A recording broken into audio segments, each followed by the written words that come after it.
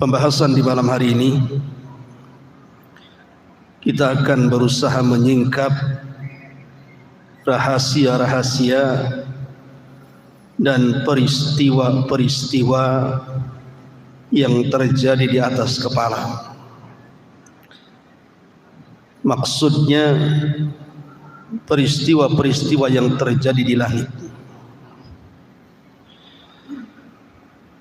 Ma'asyiral muslimin yang dimuliakan Allah Subhanahu wa taala. Kita tahu bahwa dalam sebuah hadis ketika Bani Tamim datang kepada Nabi sallallahu alaihi wasallam hendak masuk Islam, tetapi mereka minta imbalan. Kemudian setelahnya datang penduduk Yaman dan ingin masuk Islam, dan mereka tidak minta imbalan karena memang dari hati nurani mereka ingin mendapatkan hidayah Islam. Kemudian di antara rombongan ahli Yaman itu bertanya kepada Nabi sallallahu alaihi wasallam soal ketuhanan, di mana Allah Subhanahu wa taala sebelum Allah Subhanahu wa taala menciptakan alam semesta ini. Maka Nabi sallallahu alaihi wasallam mengatakan, kana Allah wa lam yakun syai'un ghairu. Allah telah ada dan saat itu tidak ada apapun selain daripada Allah Subhanahu wa ta'ala. Dalam riwayat yang lain, Nabi sallallahu alaihi wasallam ditanya, aina kana rabbuna azza wa jal qabla an yakhluqa khalqa. Wahai Rasul, di mana Rabb kita ini sebelum dia menciptakan makhluk-makhluknya, sebelum ada arsy, sebelum ada kursi, sebelum ada langit, sebelum ada bumi, di mana Allah Subhanahu wa taala sebenarnya? Maka Nabi sallallahu alaihi wasallam mengatakan, kana fi amah ma tahtahu hawa wa ma fawqahu hawa thumma khalaqa arsyahu 'alal ma'. Maka Nabi mengatakan bahwa Allah itu fi amah. Amah itu artinya kegelapan. Makanya bahasa Arabnya orang buta itu disebut a'mah. Kalau antum pejamkan mata, apa yang antum lihat? Kegelapan. Maka Allah berada dalam kegelapan, di mana di bawahnya tidak ada udara dan di atasnya pun tidak ada udara. Baru Allah Subhanahu wa taala menciptakan arsy-Nya di atas air. Ma'asyiral muslimin yang dimuliakan Allah Subhanahu wa taala, dari sini kita mengetahui bahwa Allah adalah awal dan sebelumnya tidak ada sesuatu selain daripada Allah Subhanahu wa taala. Makanya ada doa yang diajarkan Nabi sallallahu alaihi wasallam sebelum antum tidur. Apa doanya? Allahumma rabbas samawati sab'i wa rabbal arsyil azim, rabbana wa rabba kulli syai'in, faliqil habbi wan nawa, wa munzilat taurata wal injili wal furqah, a'udzu bika min syarri kulli syai'in anta akhidhum binasiyati, Allahumma antal awwal falaysa qablaka syai'un wa antal akhir falaysa ba'daka syai'un wa antal zahir falaysa fawqaka syai'un wa antal batin falaysa dunaka syai'un iqdi 'anna ad-daina wa aghnina minal faqri. Ya Allah, Rabbnya langit yang 7, Rabbnya arsy yang agung, Rabb kami dan Rabb segala sesuatu, yang membelah biji-bijian dan biji kurma, yang menurunkan Taurat, Injil dan Quran. Aku berlindung kepadamu dari kejahatan segala sesuatu. Engkaulah yang memegang ubun-ubunnya. Ya Allah, Engkaulah yang awal, maka tidak ada sesuatu pun sebelummu. Engkaulah yang akhir, maka tidak ada sesuatu pun setelahmu. Engkaulah yang zahir, maka tidak ada sesuatu pun yang ada di atasmu. Dan Engkaulah yang batin, maka tidak ada sesuatu pun yang lebih dekat darimu.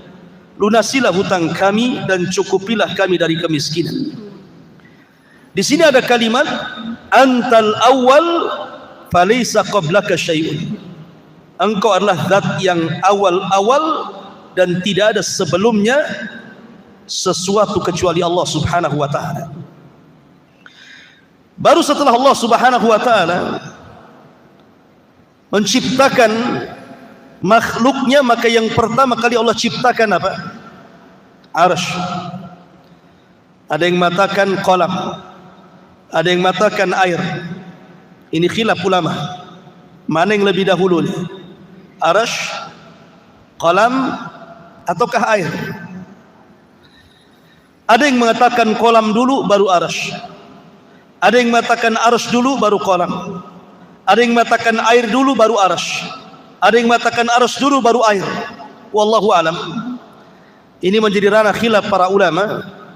Tetapi kebanyakan para ulama mengatakan bahwa seperti yang dipilih oleh Imam Ibnul Qayyim dan juga Syekhul Islam Ibnu Taimiyah rahimahullahu taala, bahwa yang pertama kali diciptakan adalah arsy, kemudian air, kemudian qalam.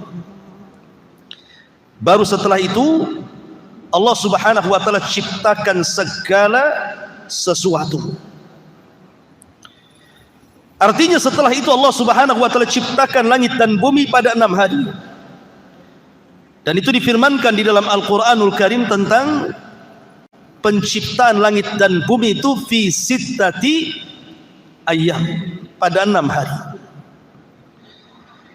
Ada yang mengatakan bahwa 6 hari ini artinya bahwa dimulai daripada hari Ahad dan diakhiri sampai hari Jumat. Jadi Ahad, Senin, Selasa, Rabu, Kamis, Jumat, itu 6 hari. Adapun rinciannya berdasarkan hadis Nabi sallallahu alaihi wasallam bahwa Allah Subhanahu wa taala pertama menciptakan bumi dulu 2 hari, Ahad dan Senin. Kemudian setelah itu Allah menciptakan langit, hari Selasa dan hari Rabu. Kemudian Allah Subhanahu wa taala turun lagi ke bumi dan Allah menciptakan segala sesuatu yang ada di bumi. Allah ciptakan gunung-gunungnya, Allah ciptakan pantai-pantainya, Allah ciptakan lautannya dan berbagai macam fasilitas yang ada di bumi. Dan itu hari Kamis dan Jumat. Dalam sebuah hadis Nabi sallallahu alaihi wasallam mengatakan, khalaqallahu azza wa jalla at-turbata yawm as-sabti wa khalaqa fiha al-jibal yawm al-ahad wa khalaqa ash-shajara yawm al-ithnin wa khalaqa al-makruha yawm ath-thulatha wa khalaqa an-nur yawm al-arbi'ah wa batha fiha ad-dawab yawm al-khamis wa khalaqa adam ba'da al-asri min yawm al-jum'ah fi akhir al-khalqi fi akhir saati min saatil jum'ah fi ma bainal asri ila laili. Rinciannya, Allah menciptakan tanah hari Sabtu, kemudian Allah ciptakan gunung hari Ahad, kemudian Allah ciptakan pohon-pohonan hari Senin, kemudian Allah ciptakan sesuatu yang tidak disukai manusia hari Selasa, kemudian Allah ciptakan cahaya hari Rabu, kemudian Allah Subhanahu wa taala ciptakan binatang-binatang hari Kamis, dan Allah ciptakan Adam setelah asar di hari Jumat. Ma'asyiral muslimin yang dimuliakan Allah Subhanahu wa taala, intinya bahwa Setelah Allah Subhanahu wa taala ciptakan langit dan bumi dan berbagai macam galaksinya sampai kepada arasy-Nya, banyak peristiwa-peristiwa yang terjadi di langit. Apa saja peristiwa-peristiwa yang terjadi di langit itu? Tentu karena ini perkara gaib, harus berdasarkan nas. Langit kedua saja, jangan langit kedua, langit pertama saja kita tidak bisa melihatnya. Yang antum lihat itu awan, itu bukan langit. Karena langit itu sesuatu yang ada bangunannya.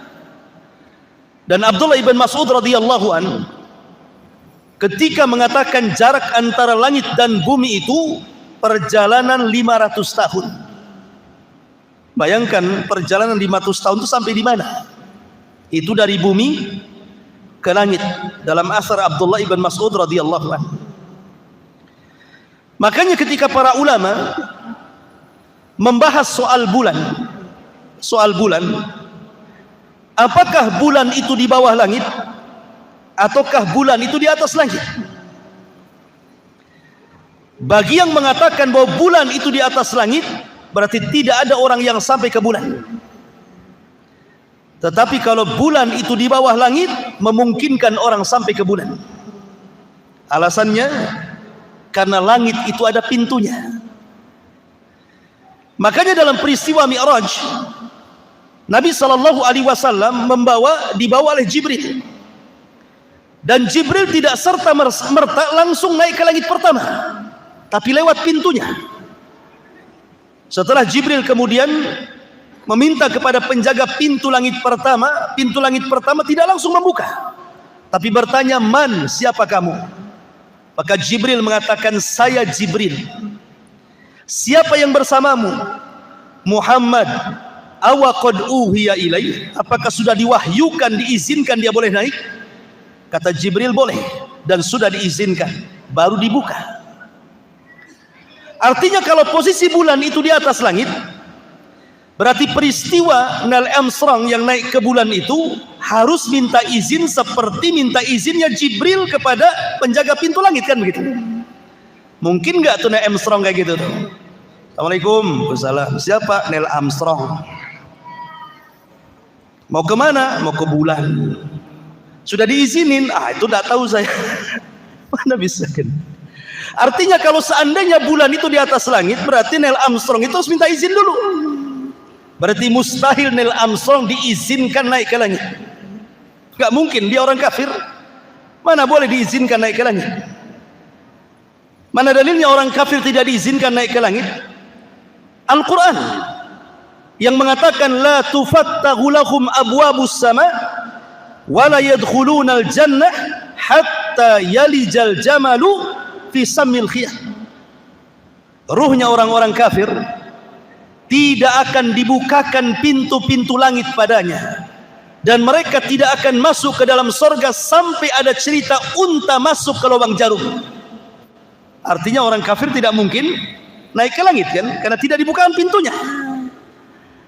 Berarti kalau memang bulan itu posisinya di atas langit, berarti dustalah kisah Neil Armstrong itu naik ke bulan. Tapi kalau bulan itu di bawah langit, mungkin karena kalau di bawah langit tidak perlu naik ke pintu, tidak perlu izin, kan gitu ya. Tetapi mungkin ini berapa persen? Karena ada sebagian para ulama seperti Al-Imam Asy-Syinkiti dalam kitab Adwail Bayan itu membantah bahwa tidak mungkin orang sampai ke bulan, mustahil. Kemudian membawakan surah Ar-Rahman, "Ya ma'syaral jinni wal insi in istata'tum an tanfudu ila samawati wal ardh fanfudu la tanfuduna illa bisultan." Walaupun ada juga yang mengatakan mungkin, walaupun sekali lagi penelitian dunia sampai hari ini masih meragukan Neil Armstrong sampai ke bulan ataukah tidak sampai ke bulan. Ada yang mengatakan bahwa itu di studio, buktinya benderanya berkibar-kibar. Mana di bulan oksigen, macam-macam pokoknya ya. Intinya itu urusan orang pinter lah. Tetapi kita ini logika saja. Kalau memang bulan itu di atas langit, mustahil Neil Armstrong sampai ke sana. Tapi kalau bulan di bawah langit mungkin saja, wallahu a'lam. Ma'asyiral muslimin yang dimuliakan Allah Azza wa Jalla. Di dalam Al-Qur'an Allah Subhanahu wa taala berfirman, "Was-sama'i wat-tariq." Wa ma adraka mat-tariq? An-najmu saqit. Tariq itu artinya Anda mengetuk pintu, itu disebut tariq. Taraqal bab artinya mengetuk pintu. Dan yang dimaksud pintu di sini adalah pintu langit. Pintu langit ini tidak semua dibuka. Hanya waktu-waktu tertentu pintu langit ini dibuka. Contoh, dalam hadis Bara bin Azib radhiyallahu anhu, ketika Nabi SAW menceritakan tentang ruhnya seorang mukmin yang meninggal, apa kata Nabi SAW? Apabila ruhnya seorang mukmin dicabut, maka dicabut seperti tetesan yang terakhir yang keluar dari mulut teko.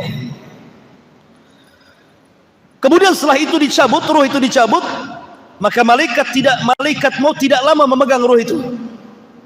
Langsung disambar oleh malaikat lain, kemudian diletakkan di kain kafan yang sangat harum, karena kain kafan itu berasal dari sorga. Kain kafan yang sangat halus, yang sangat harum, yang sangat indah. Kemudian baunya sampai ke langit. Maka malaikat di langit bertanya, ini ruhnya siapa? Kok harum sekali? Maka para malaikat pun membicarakan bahwa ini ruhnya fulan ibn fulan. Maka ruh itu diangkat ke langit. Barulah pintu langit dibuka.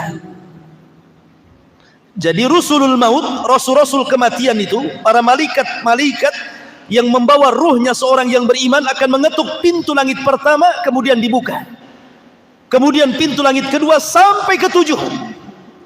Setelah berhadapan dengan Allah Subhanahu wa taala ruh tersebut, maka Allah Subhanahu wa taala katakan, kembalikan ruh ke dalam jasadnya, letakkan catatannya fil illiyin, di tempat yang paling tinggi di surga. Artinya bahwa hanya ruh orang-orang yang beriman yang bisa naik ke atas langit.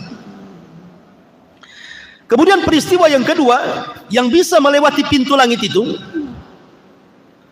adalah terangkatnya amal saleh. Sekarang bulan apa? Bulan Sya'ban.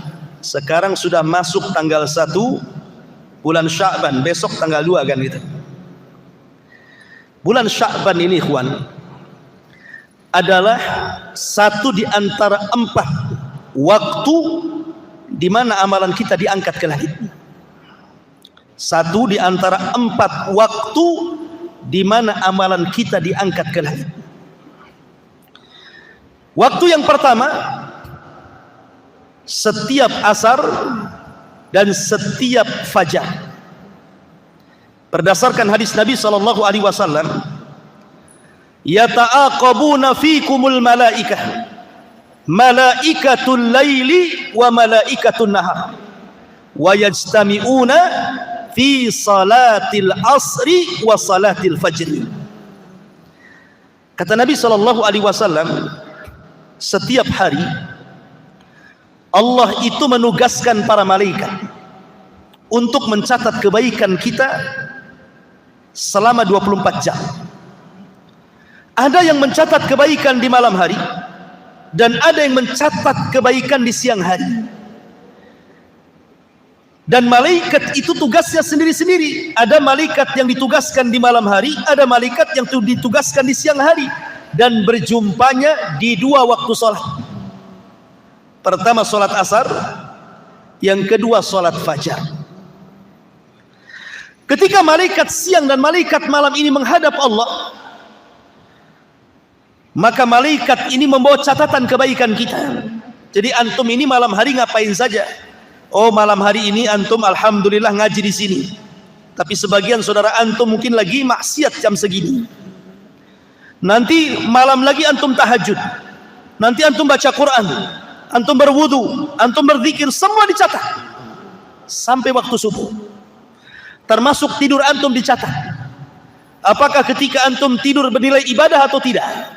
Seperti sebelum tidur antum berwudu, kemudian berdoa sebelum tidur, maka di samping kiri antum ada malaikat yang mendoakan. Setiap antum beralih ke kanan, sebelah malaikat kanan mengatakan, ya Allah ampuni orang ini, ya Allah rahmati orang ini.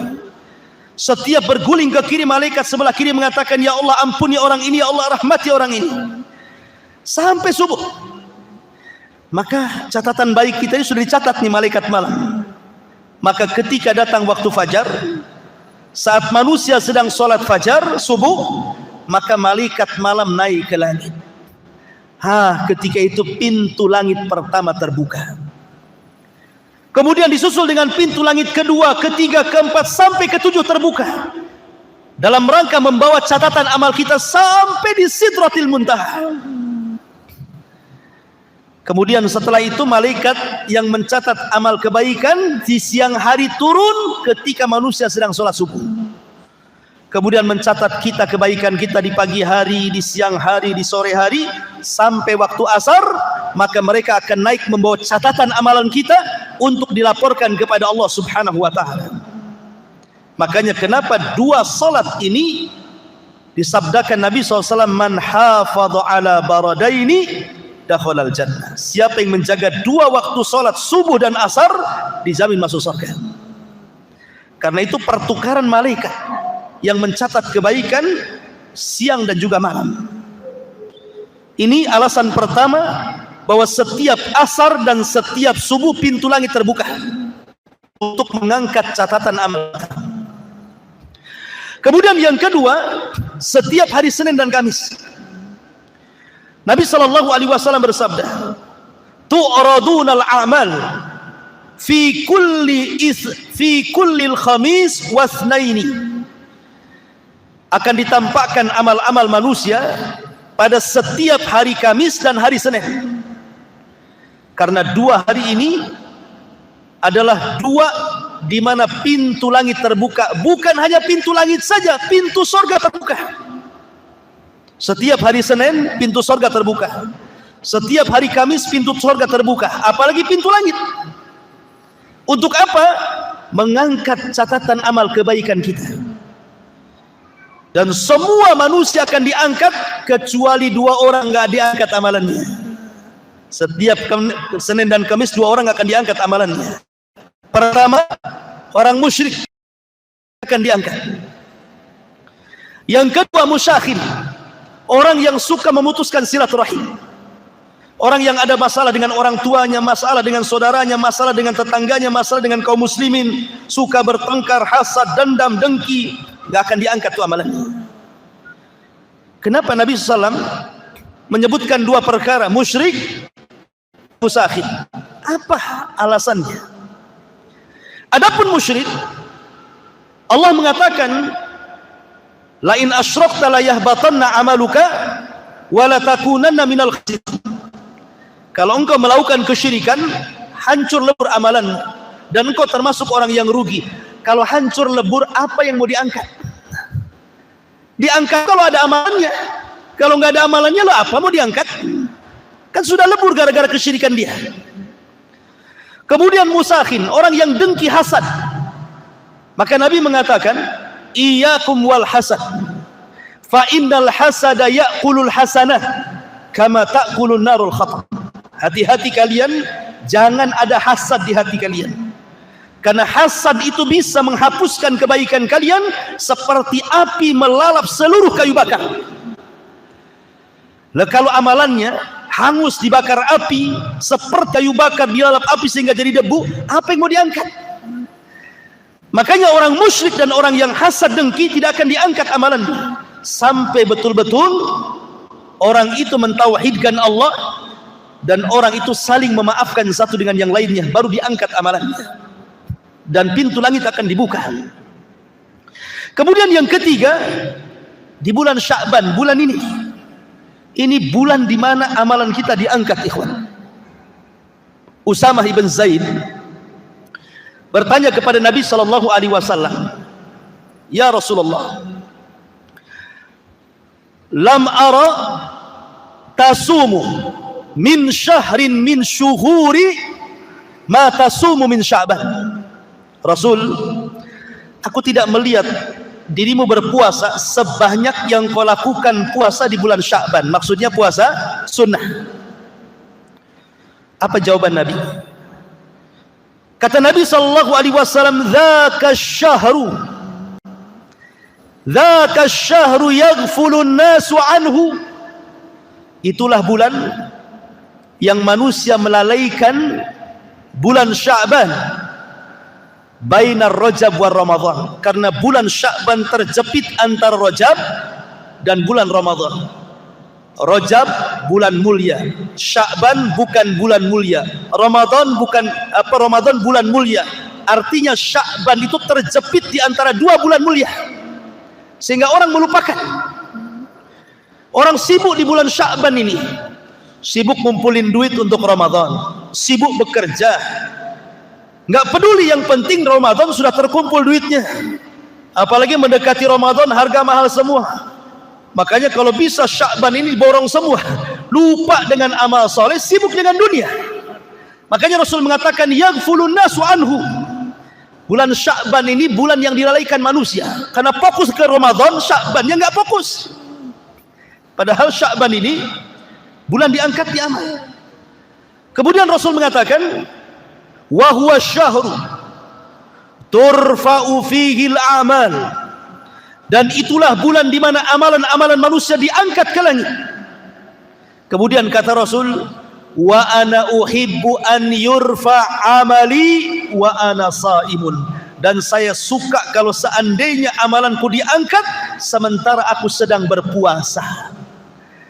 Dari sini kata Aisyah radhiyallahu anha, Nabi itu tidak pernah berpuasa sebanyak dalam satu bulan menghabiskan puasa, maksudnya puasa sunnah, kecuali di bulan Sya'ban.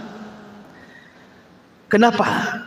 Nabi SAW mengajarkan untuk memperbanyak puasa di bulan Sya'ban. Karena Sya'ban itu bulan isti'dad li Ramadan, persiapan untuk bulan Ramadan. Kalau antum terbiasa puasa Senin Kamis, puasa Ayyamul Bid, puasa Daud, atau mungkin wanita yang membayar hutang Ramadan tahun kemarin kan itu ya, maka ketika masuk Ramadan gak kaget. Kenapa? Biasa puasa. Coba gak biasa puasa, 1 tahun tiba-tiba datang Ramadan langsung puasa, kaget semua tuh. Perut kaget, semua kaget tuh. Kadang-kadang lupa minum siang-siang, disangka bukan Ramadan. Sehingga minggu pertama biasanya jadi puasa tidur tuh, tidur saja. Normalnya minggu depannya biasanya. Kenapa? Karena tidak terbiasa puasa, jadi kaget semuanya. Yang kedua, sebagian ulama menamakan Sya'ban itu Syahrul Qurra, bulannya orang yang suka membaca Quran. Sebagian mereka menghafal Quran, sebagian mereka membuka mushaf Quran, sehingga ketika bulan Ramadan yang tadinya tidak lancar sudah lancar, yang tadinya lupa-lupa sudah ingat, yang tadinya ingin hafalannya ketika sholat sudah ada hafalannya. Jadi gunakan bulan Sya'ban ini bulan untuk banyak membaca Quran. Bahkan ulama mengatakan bulan Sya'ban itu bulan pengairan. Rajab nanam biji, Sya'ban mengairi, Ramadan memetik hasilnya kata ulama. Lah Sya'ban ini pintu langit dibuka 24 jam, mengangkat amalan kita siang dan malam. Sekali lagi, ada 2 orang yang tidak akan diangkat sama ketika berbicara tentang Senin dan Kamis. Pertama, orang musyrik tidak akan diangkat amalannya di bulan Sya'ban. Dan yang kedua, orang yang hasad, orang yang dengki, orang yang suka mutus silaturahim tidak akan diangkat. Makanya pertama, mantapkan tauhid di bulan Sya'ban. Yang kedua, bersihkan hati dari iri dan dengki. Yang ketiga, perbanyak puasa dan juga baca Quran serta sedekah dan amal-amal yang lainnya, karena ini bulan diangkatnya amalan kita, dan bulan ini semua pintu langit dari pertama sampai ke-7 dibuka oleh Allah Subhanahu wa taala. Kemudian yang terakhir,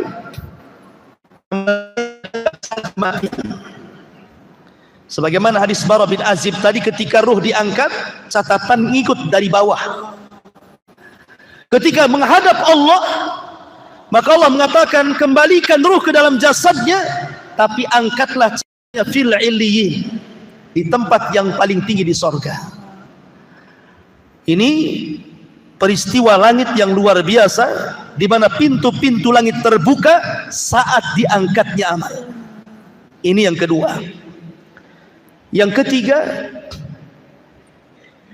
Allah membuka pintu langit bagi manusia-manusia khusus. Pertama, Nabi Allah Idris alaihi salam. Ketika Allah Subhanahu wa taala mengatakan, "Wa rafa'na makanan 'aliyya," dan kami angkat Idris ke tempat yang paling tinggi. Ada sebuah asar, walaupun sebagian para ulama menganggap ini kisah Israiliyah, tetapi ma'ruf dicantumkan dalam kitab-kitab tafsir. Sekali lagi ini kisah Israiliyah. Kisah Israiliyah itu tidak perlu dibenarkan, tidak pula didustakan. Cukup ditelaah saja ya. Kalau cocok dengan Quran Sunnah terima, kalau tidak cocok ya sudah, tidak usah diambil kan itu. Makanya Rasul mengatakan, hadithu an bani Israil wala haraj, ceritakan tentang kisah Bani Israil tidak mengapa. Jadi suatu ketika Nabi Idris ini oleh Allah Subhanahu wa taala, karena melihat semangat ibadahnya, semangat dakwahnya, maka Allah Subhanahu wa taala memberikan pahala kepada Idris setiap harinya sebanyak umat yang didakwahinya. Idris mendapatkan pahala besar, senang dia. Akhirnya dia berdialog dengan malaikat Jibril. Ya Jibril, gimana caranya Allah menangguhkan kematianku supaya aku bisa umurnya panjang? Kata malaikat Jibril, bukan wewenangku. Aku ini menurunkan wahyu, bukan pencabut nyawa. Kalau engkau ingin bernegosiasi tentang masalah usia, ngobrol langsung sama malakul maut, karena dia yang berhak mencabut nyawa seseorang. Kata Idris, kalau begitu jumpakan aku dengan dia. Maka kemudian Idris dibawa oleh malaikat Jibril kemana? Ke langit keempat, birruhi wal jasad, dengan ruh dan jasadnya. Otomatis langit pertama harus dibuka pintunya dong, kedua, ketiga, sampai keempat kan gitu. Makanya dalam peristiwa Isra Mi'raj, Rasul berjumpa dengan Idris di langit keberapa? Keempat. Ya. Maka sesampainya di langit keempat, tiba-tiba malaikat maut sudah di situ. Padahal belum dipanggil Jibril. Jibril kan pemimpin malaikat, dia berhak memanggil malaikat manapun karena dia pemimpinnya. Ketika sampai di langit keempat, kok malakul maut sudah di situ, seolah-olah menunggu. Maka Jibril mengatakan, heran, aku belum memanggil kamu, kok kamu sudah di sini? Kata malakul maut, aku juga heran. Aku ditugaskan oleh Allah Subhanahu wa taala mencabut nyawa manusia. Mana ada manusia di langit keempat? Ya sudah, aku turun saja ke langit keempat, katanya. Kata Jibril, jangan-jangan yang kau maksud adalah Idris, karena tidak ada manusia di langit keempat kecuali dia, kan begitu ya. Idris mau minta tambah umur, malaikat maut pula ditugaskan nyabut umur.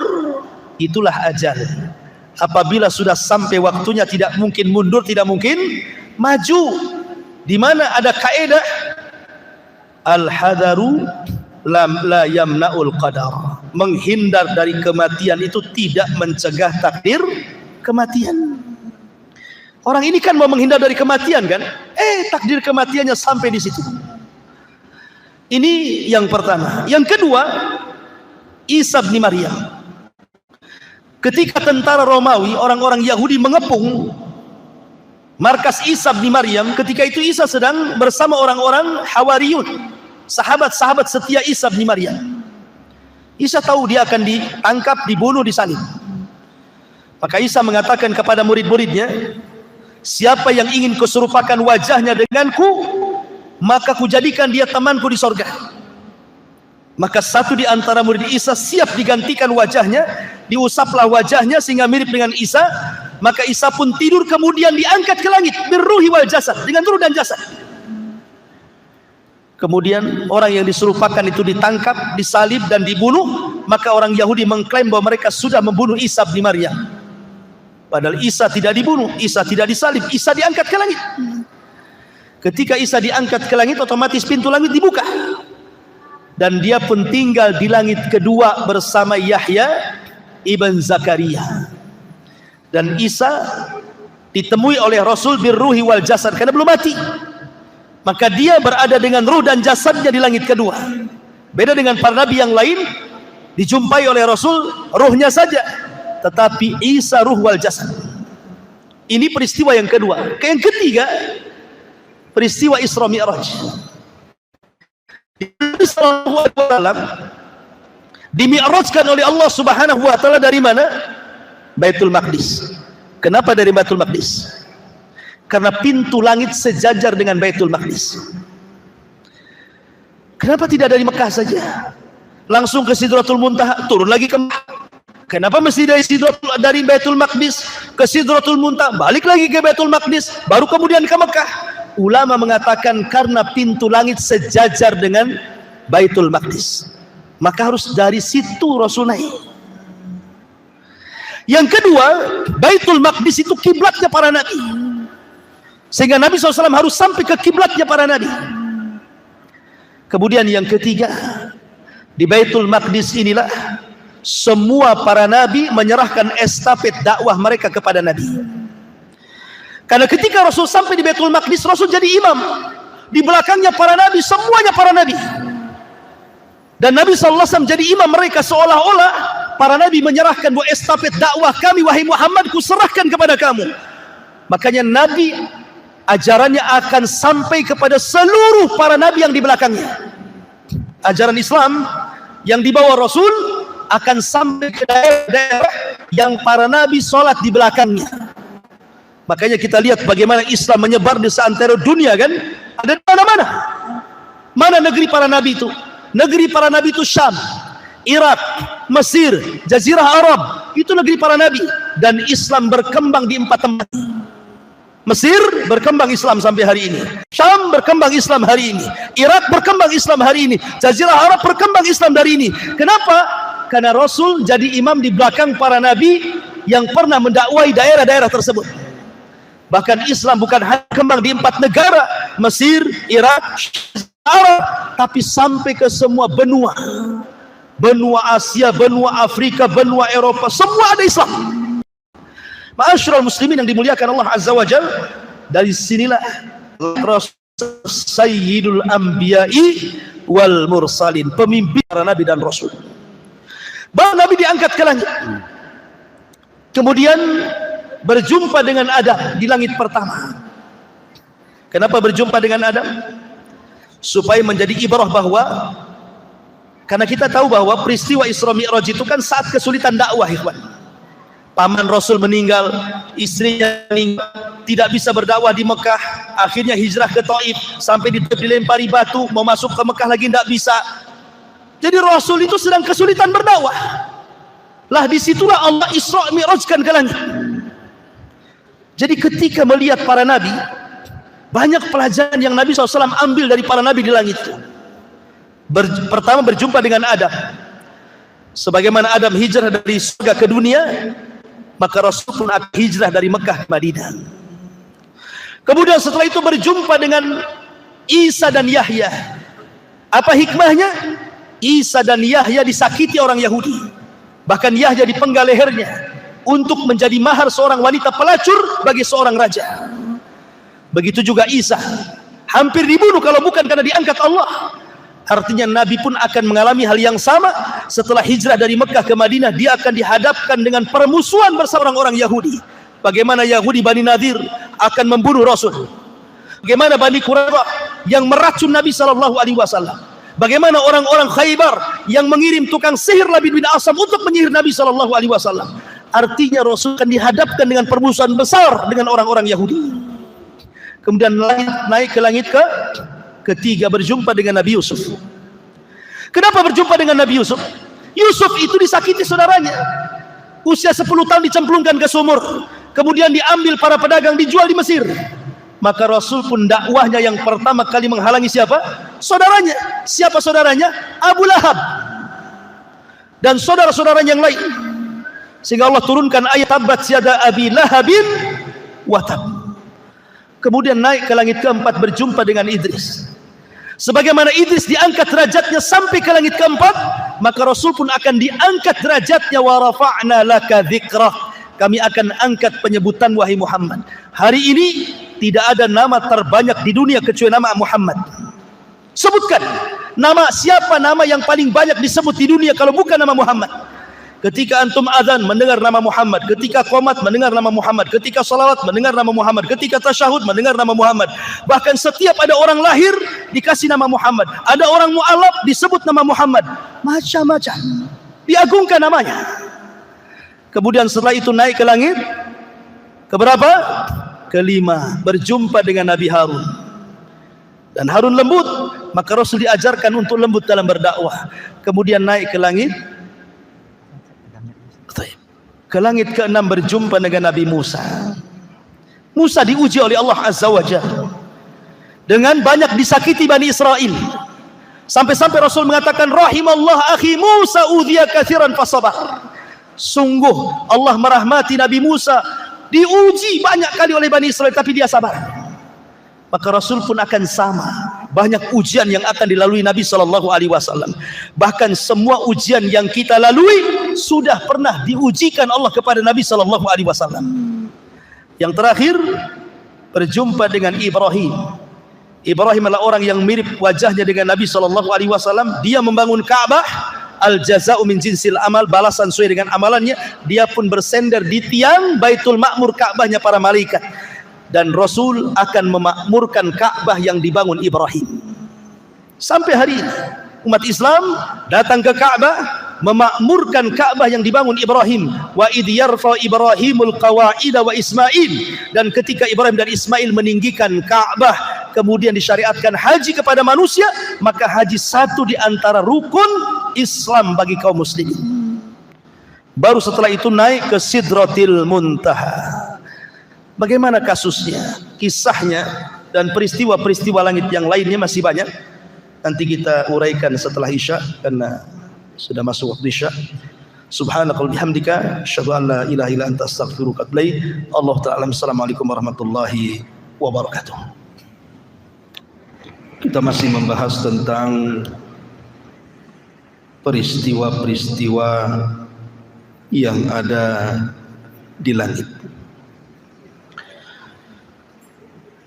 Dan tadi kita sudah menjelaskan di antara penyebab pintu langit itu terbuka adalah peristiwa Isra dan Mi'raj Nabi sallallahu alaihi wasallam. Dan tadi sudah saya singgung bagaimana Rasul berjumpa dengan para nabi. Singkat cerita, Nabi SAW akhirnya sampai di sebuah tempat yang disebut dengan Sidratil Muntaha. Sidrah itu sebuah pohon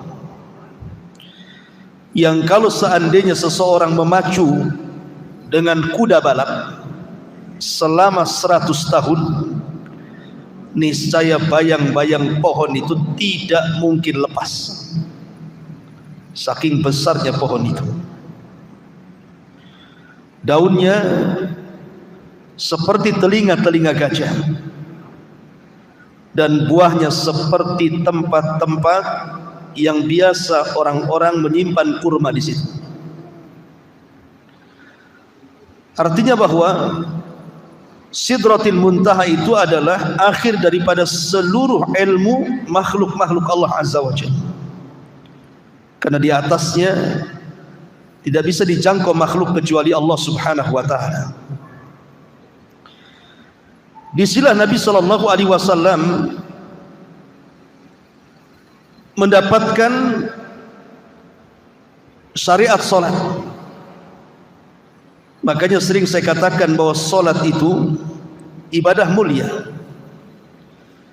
Karena satu-satunya ibadah yang diwajibkan di langit, sementara ibadah-ibadah yang lain diwajibkan di bumi.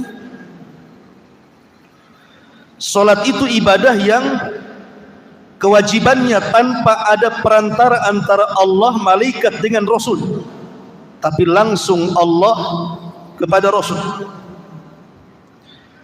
Bahkan salat menjadi rukun kedua setelah syahadatain. Bahkan penentu semua amal. Kalau baik solatnya maka dianggap baik semua amalnya. Kalau buruk solatnya maka dianggap buruk semua amalnya. Bahkan di akhirat amalan yang pertama kali dihisab oleh Allah Subhanahu wa taala. Lah di atas langit inilah Nabi sallallahu alaihi wasallam banyak diperlihatkan. Pertama, Jibril. Rasul melihat bentuk Jibril dalam bentuk asli kedua kalinya. Yang pertama saat Nabi SAW mendapatkan wahyu di Gua Hira. Setelah itu baru Nabi SAW diperlihatkan bentuk Jibril yang sedang duduk di antara langit dan bumi. Kemudian kali kedua saat peristiwa Mi'raj, Nabi diperlihatkan bagaimana bentuk Jibril yang memiliki 600 sayap, yang satu sayap saddal ufuk, memenuhi langit. Sehingga kalau antum melihat ke depan sayap Jibril, ke belakang sayap Jibril, samping kiri kanan sayap Jibril, saking menutup ufuk. Kemudian yang kedua, Nabi SAW diperlihatkan para nabi. Kemudian yang ketiga, termasuk Nabi SAW diperlihatkan Baitul Ma'mur. Baitul Ma'mur itu Ka'bahnya para malaikat. Satu hari, kenapa Allah Subhanahu wa taala ciptakan Baitul Ma'mur untuk para malaikat? Begini ceritanya. Jadi ketika Allah Subhanahu wa taala hendak menciptakan Adam, apa malaikat mengatakan, ataj'alu man yufsidu fiha wa yasfiku ad-dima wa nahnu nusabbihu bihamdika wa nuqaddisu lak, qala inni a'lamu ma la ta'lamun. Ya Rabb, apakah engkau akan menciptakan makhluk yang merusak bumi, menumpahkan darah, sementara kami makhluk yang senantiasa bertasbih kepadamu dan memuji kamu?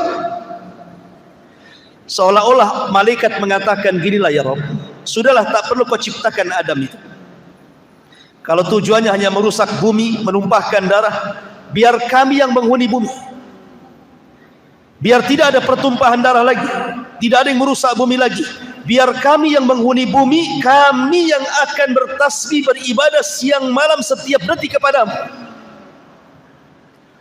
Melihat semangatnya malaikat dalam rangka beribadah kepada Allah Azza wa Jalla, di sini Allah Subhanahu wa taala ciptakan Baitul Ma'mur supaya malaikat itu punya tempat ibadah khusus.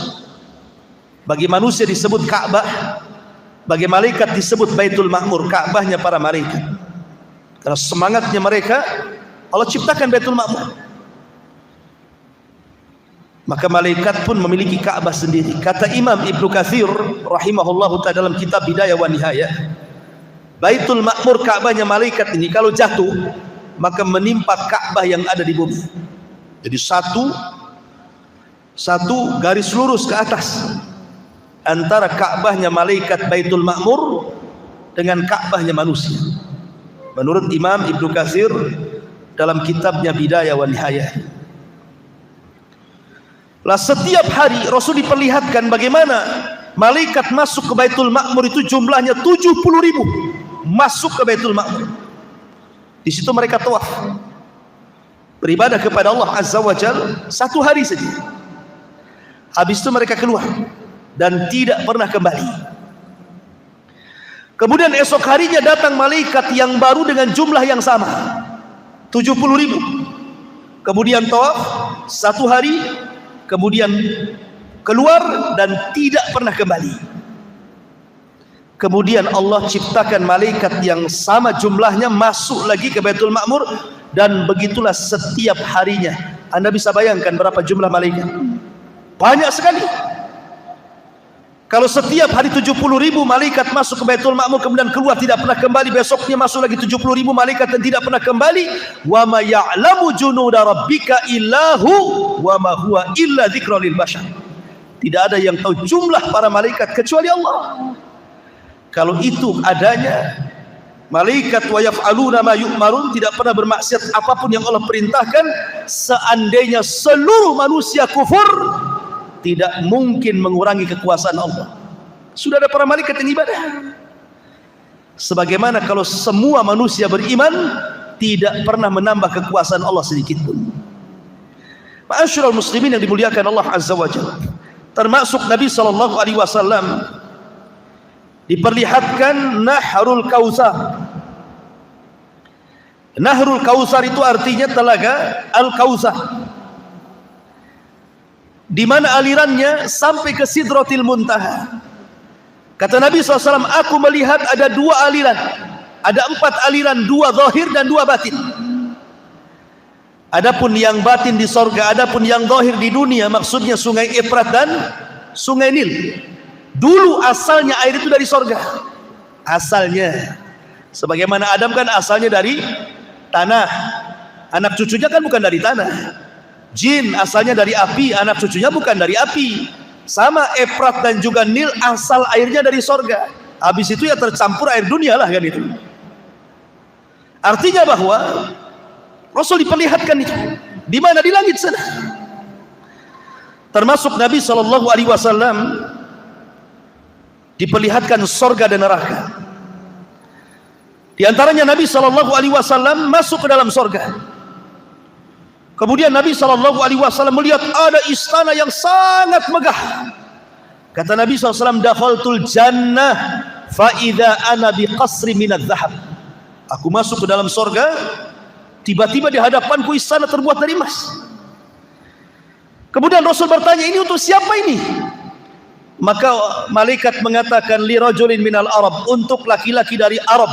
Kata Rasul, fadhanantu annahu ana, saya kan orang Arab, jangan-jangan saya. Kata Rasul, untuk siapa itu? Maka malaikat mengatakan, li rajulin min Quraisyin, untuk anak muda dari bangsa Quraisy. Kata Rasul, fadhanantu annahu ana, jangan-jangan saya kan dari Quraisy. Dan Rasul bertanya lagi, untuk siapa sebenarnya? Maka malaikat mengatakan, li Umar ibnil Khattab, itu istananya milik Umar bin Khattab. Kemudian Nabi SAW masuk ke dalam sorga, didengarnya ada suara terompah, suara sandal. Kemudian ditanya, itu suara sandal siapa itu? Maka dikatakan, itulah suara sandalnya Bilal bin Rabah. Maka kemudian Rasul ketika peristiwa Isra Mi'raj selesai, dia panggil Bilal dan mengatakan, ya Bilal, inni sami'tu khashkhasataka fil jannah, madza tasnah? Bilal, aku mendengar suara terompahmu di sorga, apa yang kau lakukan sebenarnya? Kata Bilal, tidak ada wahai Rasul, kecuali ma tawadda'tu wudu'an illa wa qad shallaitu rak'atain. Boleh jadi aku karena tidak pernah meninggalkan wudu, kecuali setelahnya aku dawamkan solat 2 rakaat wudu. Kemudian Rasulullah SAW masuk lagi, ada harum-haruman. Ini harumnya siapa wahai malaikat? Rupanya ini suara wangian dari Masyitah ibnati Fir'aun, dari Masyitah tukang sisir anak putrinya Fir'aun. Kemudian dikisahkan, dulu waktu dia nyisir anak Fir'aun, anak putrinya Fir'aun, karena Fir'aun tidak punya anak laki-laki, semua anak perempuan Fir'aun itu disisir, sisirnya jatuh. Masyitah yang beriman kepada Musa dan menyembunyikan keimanannya refleks mengatakan Bismillah, diambil sisir itu. Anak putrinya Fir'aun kaget, apa yang kau maksud Bismillah itu? Apakah Allah dalam kalimat itu adalah Tuhan bapakku? Kata Masyitah, bukan. Itu Tuhanku, Tuhanmu dan Tuhan bapakmu, katanya. Oh, marah, ditempeleng Masyitah, dilaporkan kepada Fir'aun. Fir'aun emosi, akhirnya menangkap Masyitah dan digoreng hidup-hidup karena dia tidak memurtad. Sehingga al-jaza'u min jinsil amal, harum baunya Masyitah. Ya, di dunia gosong, tidak sedap ketika digoreng baunya, tapi di sorga harum semerbak sehingga Rasul mencium baunya Masyitah ibnatu Fir'aun. Kemudian Nabi macam-macam lah melihat sorga itu. Setelah itu Rasul diperlihatkan neraka, tapi tidak masuk, hanya diperlihatkan saja. Di antaranya Nabi SAW melihat ada azab pemakan riba, di mana Nabi SAW mengatakan, fanadhara fin nari fa idza qaumun ya'kuluna al-jiyaf. Ketika Rasul masuk diperlihatkan neraka, dilihatnya ada orang yang sedang makan-makan bangkai, dimakannya bangkai itu. Kemudian Rasul mengatakan, man haula ya Jibril, siapa orang-orang itu wahai Jibril? Maka Jibril mengatakan, haula illadina ya'kuluna luhumun nas, mereka orang-orang yang tukang gibah, maka di akhirat mereka akan memakan bangkai saudaranya. Kemudian Nabi SAW melihat lagi, lamma urija bi marartu bi qaumin lahum adfar min nuhasin yahmushuna wujuhahum wa sudurahum. Diperlihatkan sebuah kaum yang kukunya panjang dari kuningan, kemudian dicakar-cakar muka dan dadanya sehingga terlepas antara daging dan tulangnya. Kemudian Rasul mengatakan, siapalah itu wahai Jibril, adabnya kok ngeri sekali?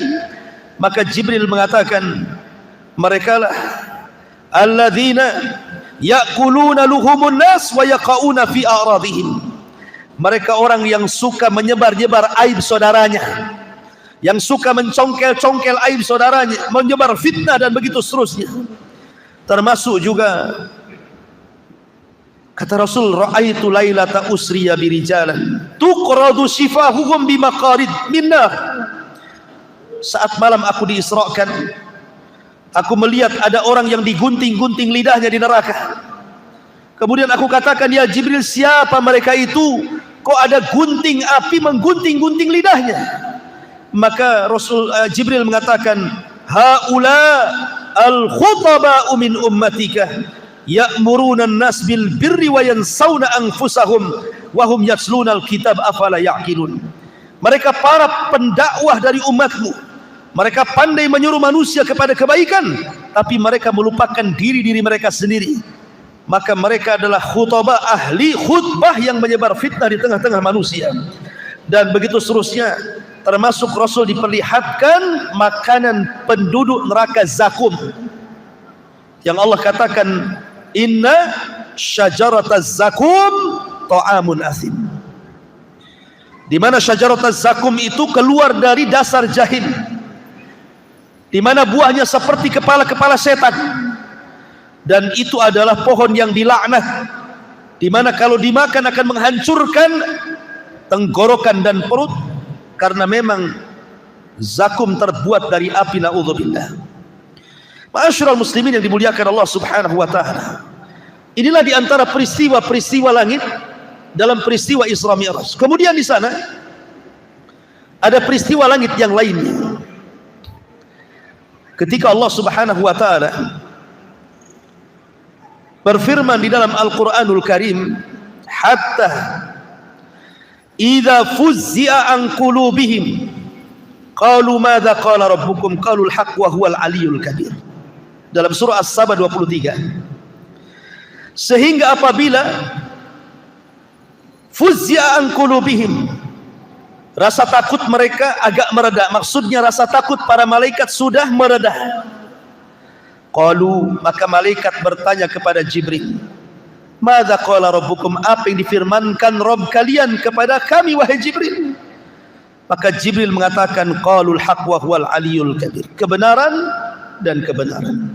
Begini ikhwan, disebutkan di dalam hadis yang dikeluarkan Imam Muslim dan yang lainnya. Jadi suatu ketika Nabi SAW sedang duduk seperti ini malam-malam, jatuh meteor, melesat dari langit meteor. Kemudian Nabi SAW bertanya, kalau ada meteor, kira-kira menurut kalian waktu di zaman jahiliyah itu pertanda apa? Ya, Rasul bertanya, kalau ada meteor di malam hari, sewaktu kalian jahiliyah itu pertanda apa itu?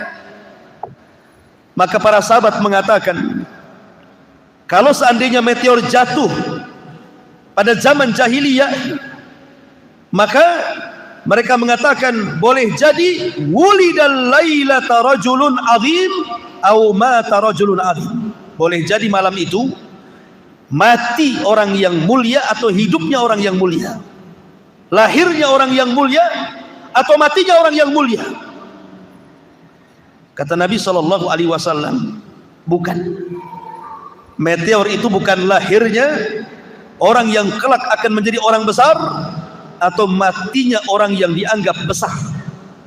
Kemudian Rasul menjelaskan, fa innaha yurma biha Karena sesungguhnya meteor itu dilemparkan lisyayat, syuhuban lisyayatin, itu dalam rangka melempar-lempar dengan mata api itu setan-setan yang berusaha langit, naik ke langit. Kemudian Rasul mengatakan, apabila Allah Subhanahu wa taala memerintahkan kepada para malaikat, kita tahu bahwa bumi ini dan langit serta alam semesta Allah yang ngatur, Allah yang ciptakan, Allah yang kuasai.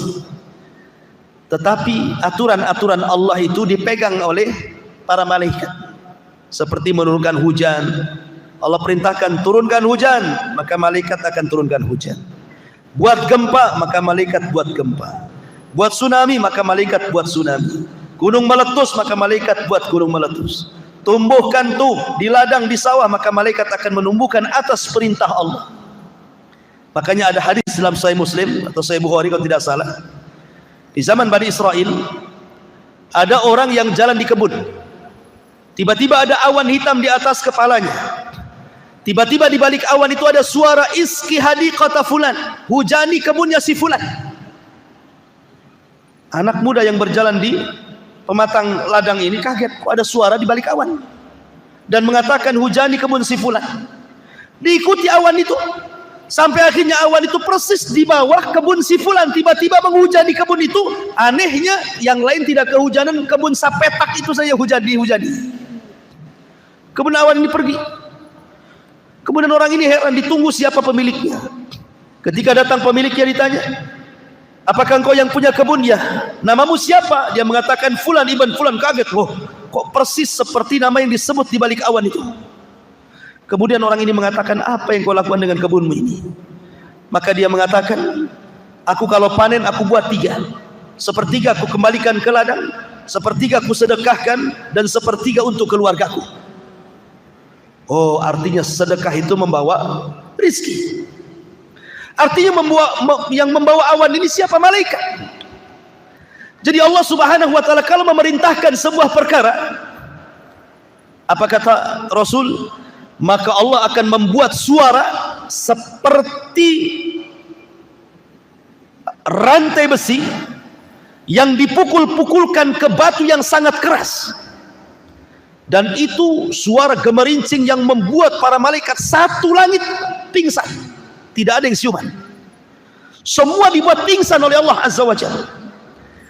Baru setelah kemudian semua malaikat yang di langit pingsan, yang pertama kali siuman siapa? Jibril. Karena tidak boleh ada yang boleh mendengar bagaimana Allah mewahyukan kepada Jibril kecuali Jibril. Sebab kalau semua dengar, apa fungsi Jibril? Ya. Bukankah Jibril dimuliakan karena mendapatkan wahyu? Maka Jibril dipanggil oleh Allah Azza wa Jal, kemudian ditugaskan, ya Jibril, buatlah ini, sampaikan kepada seluruh malaikat. Maka selesai kemudian Allah berfirman kepada Jibril, semua malaikat dari mulai langit pertama sampai ke malaikat yang memegang arsy Allah, memikul arsy Allah, semua siuman. Maka Jibril turun pertama ke malaikat pemikul arsy. Kemudian para malaikat pemikul arsy mengatakan, "Madza qala rabbukum ya Jibril?" Apa yang difirmankan Rabb kami? "Madza qala rabbuna ya Jibril?" Apa yang difirmankan Rabb kami untuk kami wahai Jibril? Maka Jibril mengatakan ini. Maka semua malaikat di arsy bertasbih semuanya. Semua bertasbih. Ingat, malaikat arsy itu difirmankan oleh Allah Subhanahu wa taala, wa yahmilu arsya rabbika fawqahum yawma idzin samaniyah. Malaikat pemikul arsy itu jumlahnya 8. Bukan 8 malaikat, kata Ibnu Abbas, arti 8 di sini 8 saf. Yang satu saf itu tidak ada yang tahu kecuali Allah jumlahnya. Yang satu malaikat pemikul arsy itu kakinya sampai ke dasar bumi, badannya menjulang ke langit pertama, kedua, ketiga, keempat sampai ketujuh, bahunya baru memikul arsy. Makanya Nabi SAW ketika mensifati malaikat pemikul arsy itu, antara daun telinga sampai ke bahu masirata 700 amin, perjalanan 700 tahun. Antara lehernya ini 700 tahun perjalanan. Saking tinggi besarnya malaikat pemikul arsy itu semua bertasbih ketika mendengar perintah-titah Allah Subhanahu wa taala. Kemudian Jibril turun ke langit ke-7 memberitahu titah perintah Allah, semua malaikat di langit ke-7 bertasbih. Begitu juga langit ke-6, ke-5, ke-4, ke-3, ke-2 sampai pertama. Kata malaikat yang di langit pertama, "Madza qala rabbuna ya Jibril?" Apa yang diperintahkan Rabb kami kepada kami wahai Jibril? Kata Jibril, perintah ini. Semua malaikat bertasbih langit pertama. Disinilah terjadi pencurian dengar. Di langit pertama, ketika Jibril memerintahkan malaikat di langit pertama untuk melakukan sesuatu di alam semesta, di bumi dan langit, ini di bawah itu ada pos-pos jin. Jadi jin itu naik dari bumi ke langit, tapi di bawah langit, bukan di atas langit. Jin-jin ini mencuri dengar apa yang diomongkan Jibril kepada malaikat di langit pertama itu. Kalau dia dapat satu kalimat, maka kalimat itu akan disampaikan kepada jin yang di bawahnya, yang di bawahnya, yang di bawahnya, yang di bawahnya. Kayak orang panjat pinang, tau lah kayak gitu ya. Sampai kepada jin yang ada di bumi. Lah jin yang ada di bumi ini kalimatnya sudah bertambah. Jin yang ada di langit cuman satu kalimat, sampai jin yang ada di bumi menjadi 100 kalimat. Jadi 99 dusta, hanya satu yang benar. Baru jin yang di bumi inilah terjadi bisnis dengan para dukun, paranormal, para peramal, bomo dan yang semacamnya.